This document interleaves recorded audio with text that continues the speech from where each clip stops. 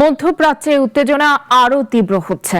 তেল রপ্তানি, হরমুজ প্রণালী নিরাপত্তা এবং সামরিক হুমকি ঘিরে মুখোমুখি অবস্থানে ইরান ও যুক্তরাষ্ট্র। নতুন করে তেহরানের কঠোর বার্তা বিশ্ব জ্বালানি বাজারেও উদ্বেগ বাড়িয়েছে। মধ্যপ্রাচ্যে উত্তেজনা আরও বাড়িয়ে তেহরান ঘোষণা দিয়েছে, ইরান তেল বিক্রি করতে না পারলে এই অঞ্চলের অন্য কোনো দেশকেও তেল বিক্রি করতে দেয়া হবে না।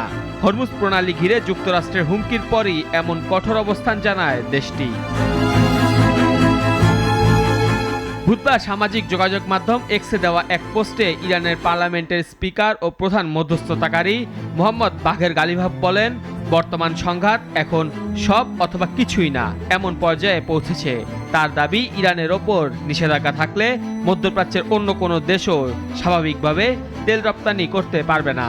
গালিবাফ আরও বলেন, মার্কিন সামরিক বাহিনীর উপস্থিতি শেষ না হওয়া পর্যন্ত হরমুজ প্রণালীর নিরাপত্তা নিশ্চিত করা সম্ভব নয়। পাশাপাশি তিনি সতর্ক করে বলেন, এই গুরুত্বপূর্ণ নৌপথের পরিস্থিতি আর আগের অবস্থায় ফিরবে না।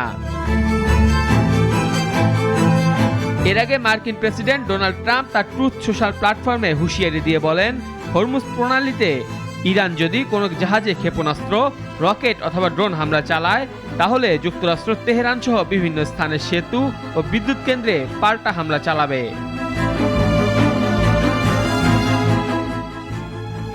ইরানের পররাষ্ট্রমন্ত্রী সাইয়েদ আব্বাসি আরাকচি জানিয়েছেন, যে কোনো হামলার জবাবে তাদের দেশ চোখের বদলে চোখ নীতি অনুসরণ করবে।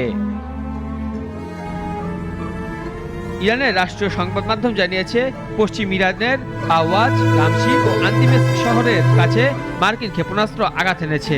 একই সময়ে কুয়েতের প্রতিরক্ষা বাহিনী ইরানের ড্রোন প্রতিরোধের দাবি করেছে। অন্যদিকে ইরান ও প্রতিবেশী কয়েকটি দেশের জ্বালানি অবকাঠামো ও পানি শোধনাগার লক্ষ্য করে পাল্টা হামলা শুরু করেছে বলে দাবি করা হয়েছে। মেহেদী হাসান মুন্না, নাগরিক।